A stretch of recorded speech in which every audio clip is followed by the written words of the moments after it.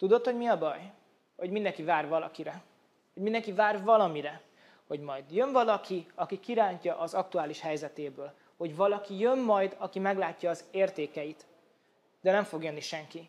Mert a helyzetet magadnak kell megteremtened, és az értékeidet neked kell megmutatnod a világnak. Ez nem egy film, itt nincs megmentő, itt te vagy az. Egy ponton rá kell jönnöd, hogy vagy te húzod ki magad abból, ahol most vagy senki nem fog érted tenni semmit, és itt ragadsz. Én is így kezdtem. Nem volt külső lökés, nem volt tökéletes pillanat, csak egyszerűen elegem lett abból, aki voltam.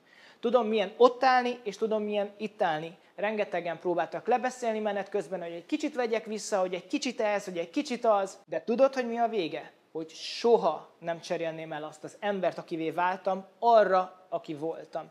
Mert összehasonlíthatatlanul jobb érzés a jelenlegi bőrömben lenni. Sokan kaptak megszólásokat, megjegyzéseket a különbükkel kapcsolatosan, rámegy a párkapcsolatuk. Nekem egyetlen egy megjegyzés elég volt ahhoz, hogy az egész életemet megváltoztassam. Ne fogd be a füledet, hanem meríts erőt a külvilágból. Egy kitaposott úton kell végigmenned, amit kiköveztem neked a tapasztalataimmal, a 15 évnyi tudásommal. Neked csupán annyi a dolgod, hogy végig kell menned rajta, és megelégeld azt, ahol most vagy. További információ a leírásban.